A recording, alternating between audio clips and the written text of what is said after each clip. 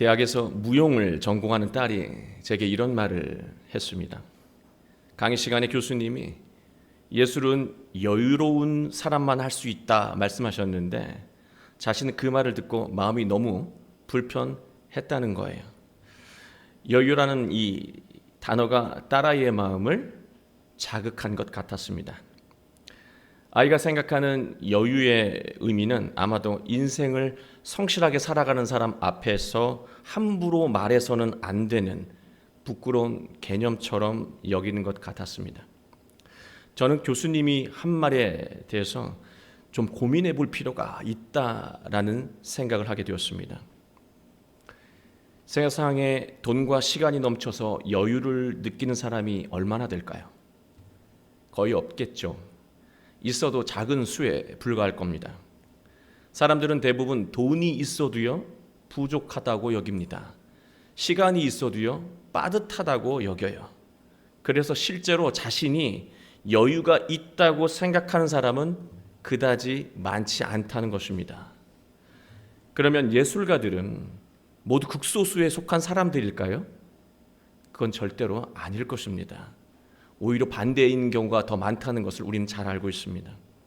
그렇다면 위대한 예술가는 어떻게 여유를 가질 수 있었을까요?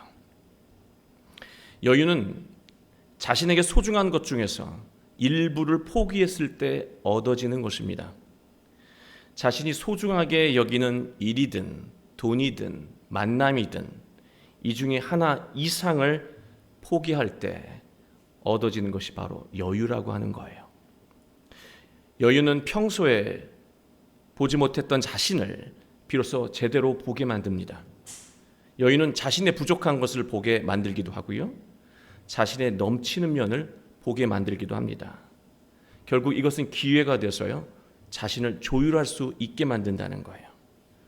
결국 여유를 통해서 가장 나다운 모습을 회복하게 되는 것이죠.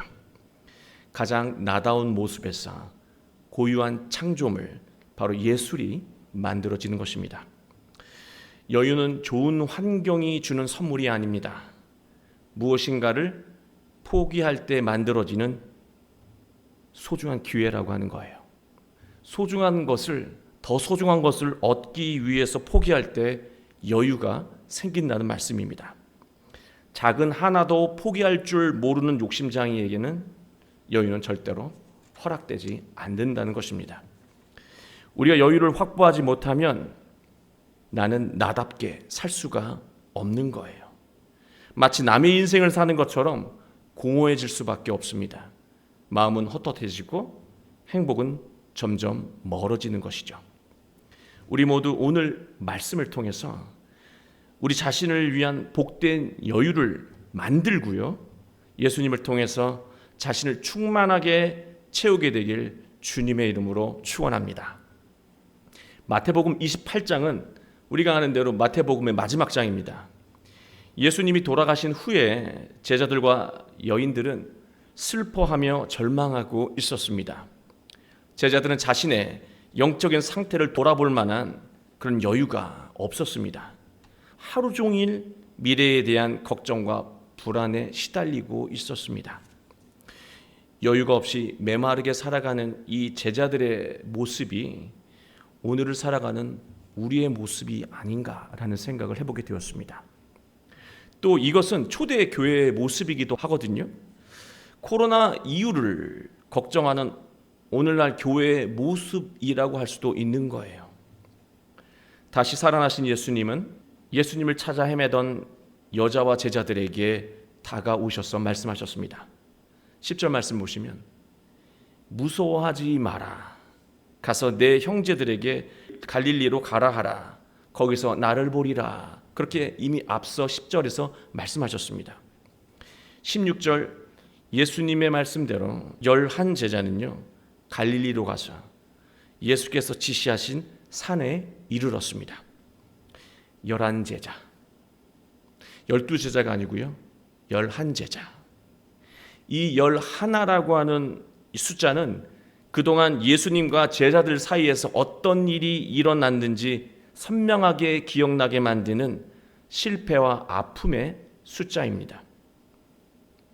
12이면 딱 맞는데 11예요. 우리는 그 안에 많은 이야기가 있다는 것을 알아요. 저는 이 12제자라는 표현에 익숙해서 그랬는지 11라고 하는 이 숫자가 왠지 제 마음을 불편하게 했습니다. 빨리 하나를 채워서 12를 만들어야 할 것 같다는 생각이 들었습니다. 아니나 다를까 실제로 사도행전 1장을 보면은요, 성령이 역사하기 전에요, 제자 한 명을 먼저 뽑습니다. 그리고 난 다음에 성령이 다락방에 임하게 되죠. 시급하게 채워야 하는 것은 인원수가 아니라 믿음이었고 말씀의 은혜였습니다. 지금 우리 교회에 필요한 것은 어쩌면 인원수가 아니라 내 안에 있는 믿음이고요, 또 내 안에 가득 채워져야 한 말씀의 은혜이라고 하는 말씀입니다. 저는 문득 이 말씀을 묵상하면서 우리가 얼마나 많은 삶의 지표를 만들며 살아가고 있는지를 돌아보게 되었어요. 이 정도 대학은 가야지, 이 정도 직장은 입사해야지, 이 정도 재산은 가져야지, 자기 집은 있어야지, 아이들은 인스타에 이 정도 팔로워는 있어야지. 우리는 자기가 정한 그 수치에 미치지 못하면 만족하지 못합니다. 전전긍긍하죠. 그래서 여유가 없습니다. 충분한데도 만족하지 못하고 불행을 느낍니다. 참된 여유는 자신의 현 상태를 있는 그대로 인정할 때부터 생겨납니다. 참된 채움은 현재 그대로의 모습으로 오늘 말씀처럼 예수님에게 나아갈 때 시작된다는 말씀입니다. 16절은 두 가지의 이 중요한 이 두 가지 의미가 있습니다. 첫 번째는 성경 말씀 그대로요, 그냥 말씀 그대로 너희들 갈릴리로 가라, 그리고 산으로 향해라, 그러면 나를 만날 것이다, 그 말 그대로 그런 의미가 있습니다. 그리고 두 번째 또 의미가 있는데요, 이게 중요한 거예요. 16절 원문을 직역하면 오늘날 우리에게 주시는 메시지를 발견할 수 있습니다. 앞서 10절에서 예수님이 하신 말씀, 갈릴리로 가라라고 하신 말씀에 이 16절 말씀을 보면 산에 가라라고 하는 게 추가가 되어 있습니다. 이 말은 뭐냐면 갈릴리로 가라고 하는 예수님의 말씀이 부연 설명이 필요하다고 여긴 거예요. 그래서 갈릴리로 가라, 그리고 산으로 가라고 하는 것을 추가로 설명을 덧붙여서 말하고 있는 것입니다. 그리고 떠났다라고 하는 이 말은요, 이 포리오마이라고 하는 것은 어디를 향해 가는 것도 의미하지만 여행을 하다라는 의미도 있고요, 또 중요한 의미가 있어요. 살기 시작하다라는 뜻이 있습니다. 여러 가지 의미들을 총체적으로 이렇게 정리해서 의미를 다시 재해석을 하면 이런 의미가 되는 거예요. 11 제자들은 갈릴리를 지향하고 예수님이 명령하신 산을 지향하며 살기 시작했습니다. 갈릴리는 예수님이 처음 사역하시고 제자들을 부르신 곳이었습니다. 제자들은 갈릴리 하면 예수님의 그 첫사랑이 떠오르는 그런 장소예요. 그리고 예수님 때문에 설렜던 장소였고 감동했던 장소였고 가슴 뜨거움을 느꼈던 장소, 그게 바로 갈릴리였습니다. 갈릴리로 가라. 그리고 산을 지향하며 살라고 하셨는데요, 산은 무엇을 의미합니까? 마태복음 5장 1절부터 7장에 이르기까지 예수님이 하신 말씀이 있어요. 그것을 뭐라고 그럽니까? 산상수훈. 심령이 가난한 자는 복이 있나니 천국이 그들의 것이다. 그 말씀으로 시작되죠. 산은 제자들이 예수님에게 복음의 핵심을 들었던 장소입니다. 그게 바로 산이에요. 죽음에 이르게 하는 이 땅의 질서로 살아갈 것이 아니라 생명으로 이끄는 하늘의 가치를 추구하며 살라고 말씀하셨던 곳이 다름 아닌 산이었다라고 하는 거예요.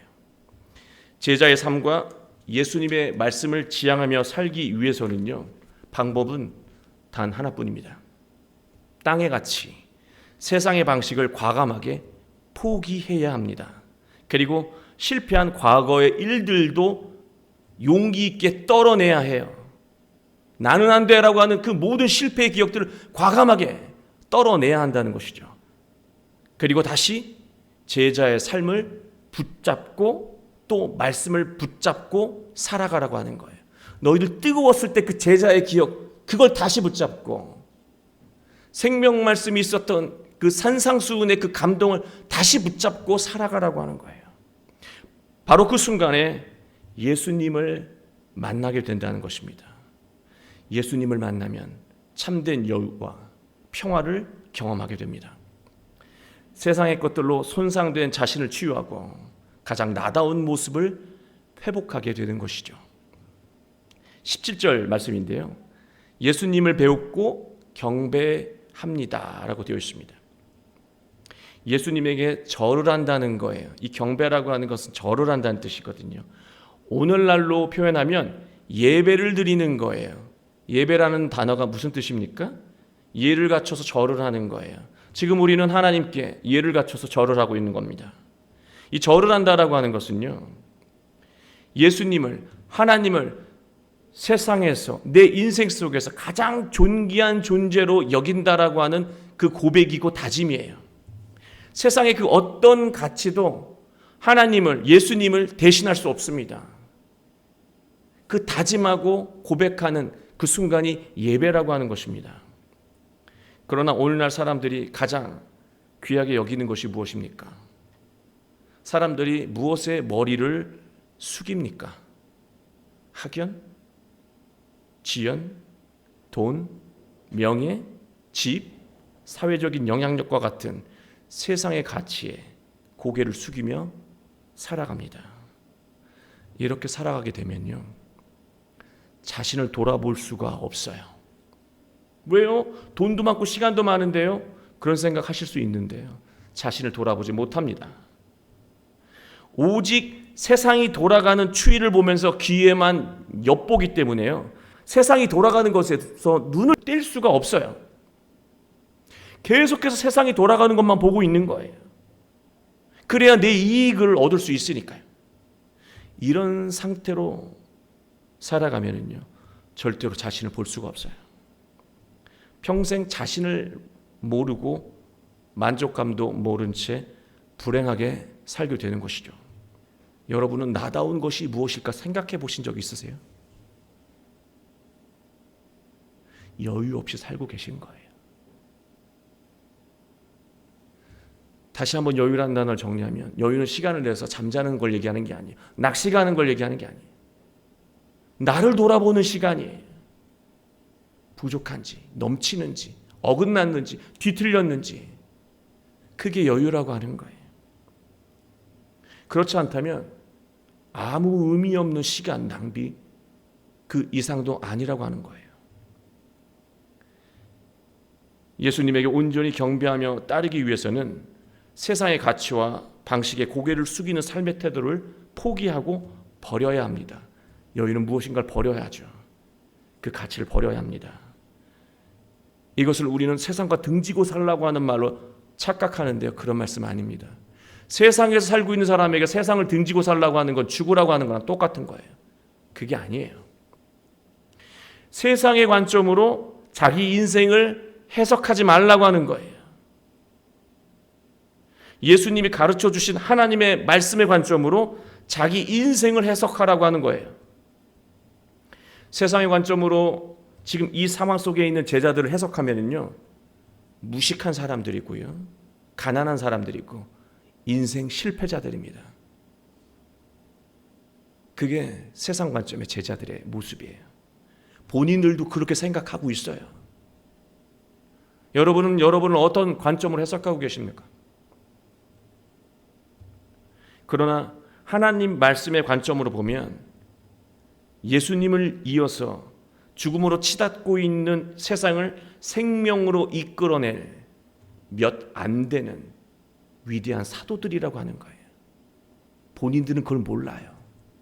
본인들도 세상의 관점으로 자신을 해석하니까요. 하나님 말씀의 관점으로 여러분이 자기 자신을 해석하게 되면은요, 지금 이 순간 가슴이 벅차지 않을 수가 없어요. 가슴 떨리는 사람이 그런 소중한 존재라고 하는 거예요. 내가 그렇고 여러분이 그렇다는 거예요. 제자들도 그랬고요. 세상에 고개를 숙인다는 거, 세상을 절한다는 거. 그러면 우리는요, 세상의 관점으로 나를 해석할 수밖에 없어요. 여유가 없어요. 나다움을 잃어버려요. 그러나 세상에서 가장 존귀한 분이 하나님이고 예수님이라고 믿고 살아간다는 거. 그렇게 되면요, 나는 하나님의 말씀의 관점으로 나를 다시 해석할 수가 있다는 것이죠. 거기서 여유가 생긴다는 것이고 용기가 생긴다는 거예요.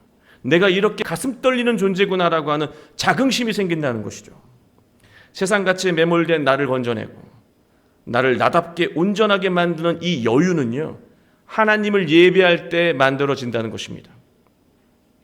제자들은 예수님을 예배하면서 제자로서의 사명감과 자신감을 회복했습니다. 여러분도 그렇게 되길 주님의 이름으로 축원합니다.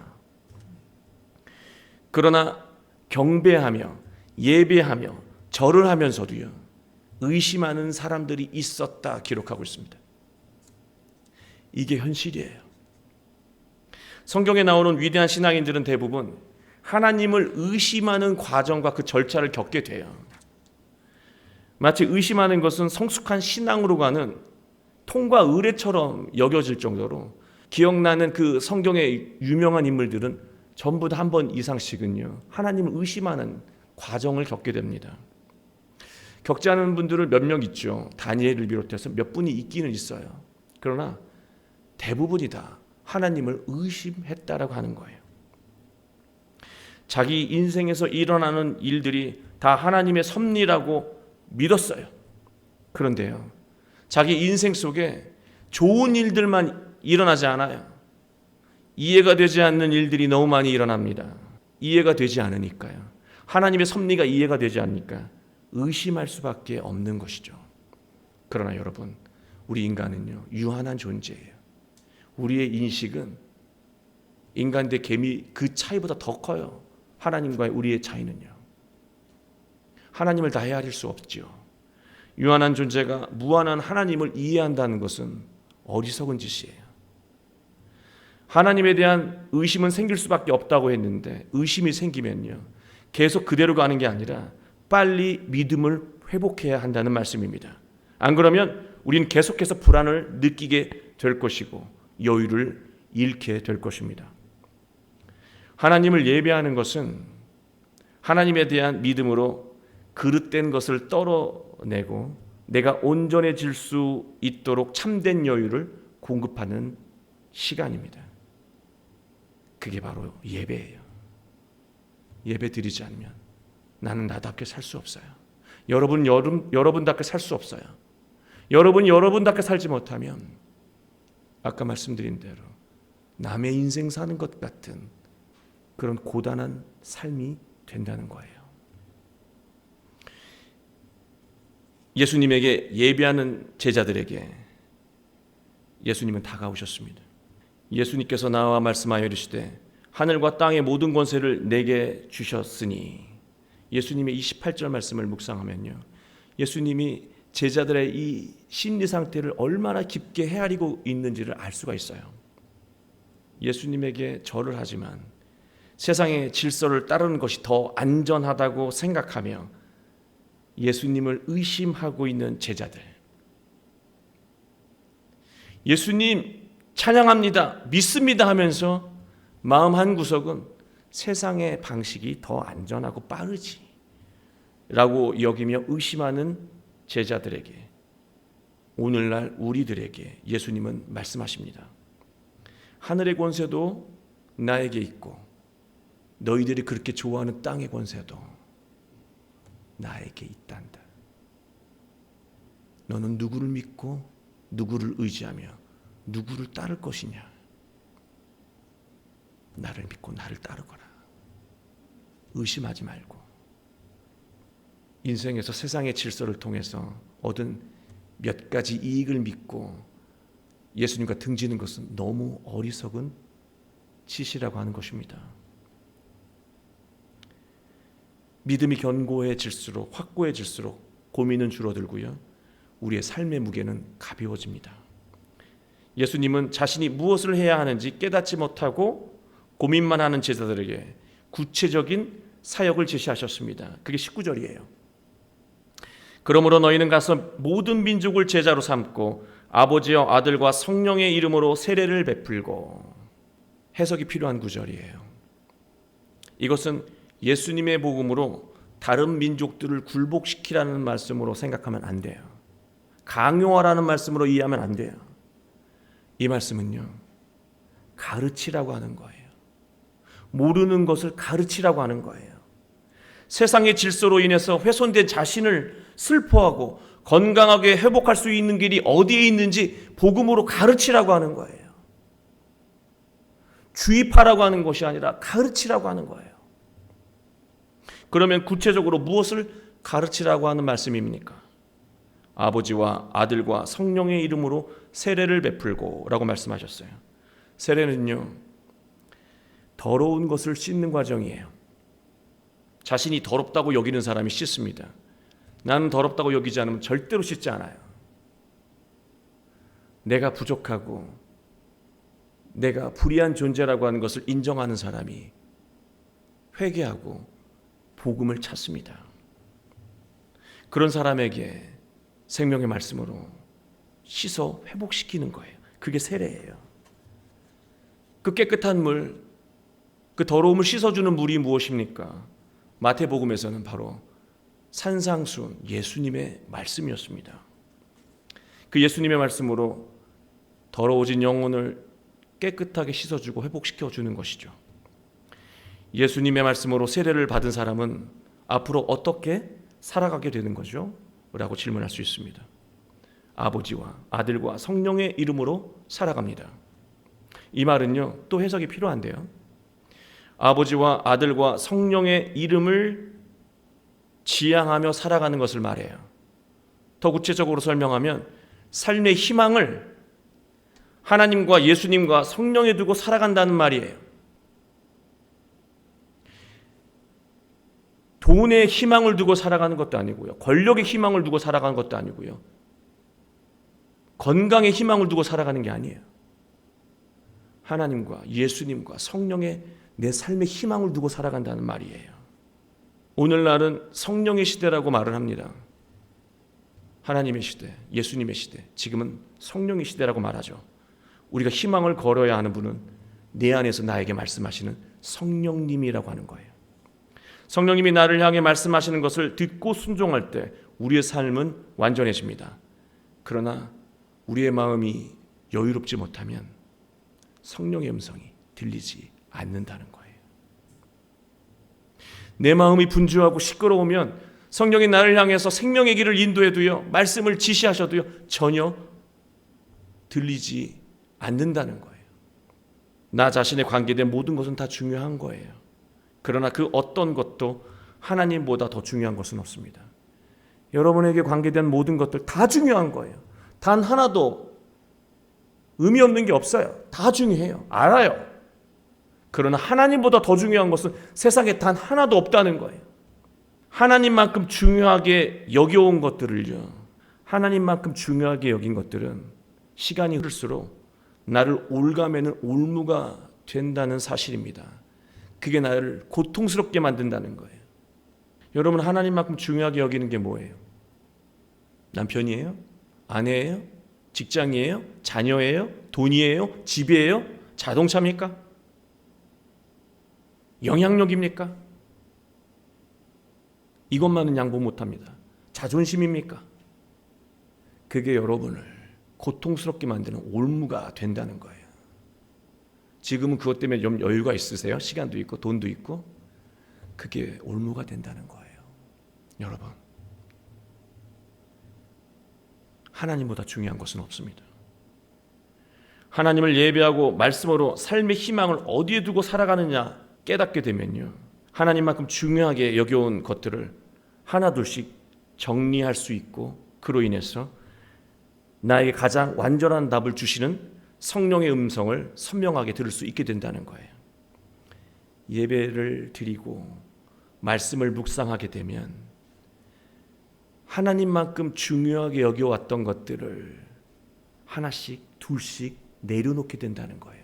그러면요, 정말 나에게 필요한 음성들이 선명하게 들리기 시작한다는 거죠. 나답게 살 수 있는 길이 열린다는 거예요. 예수님은 하나님의 말씀과 성령의 음성에 순종하는 사람에게 똑같이 일어나는 현상 하나를 말씀하셨습니다. 그게 무엇인지 아십니까? 20절 보겠습니다. 내가 너에게 분부한 모든 것을 가르쳐 지키게 하라. 이 사도의 직분이죠. 그러면은요, 공통적으로 나타나는 현상이 있는데 바로 그게 보는 것입니다. 내가 참된 여유를 갖고 나의 나다움을 회복하게 되면 보이는 게 있다는 거죠. 볼지어다.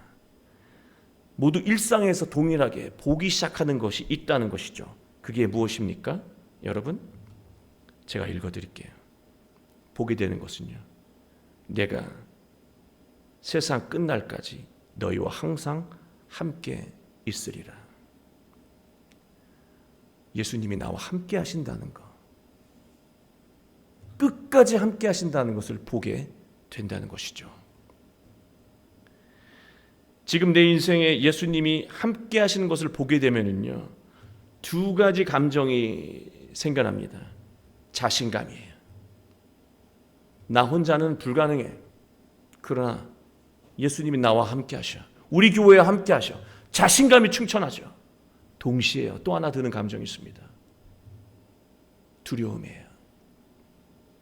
예수님이 내 곁에서 이렇게 나를 보고 계시고 나를 도와주시는데, 내가 예수님이 나를 돕고 있는데 나는 나에게 가장 나쁜 짓을 한다면 이건 너무나 안타까운 일이 되지 않겠습니까?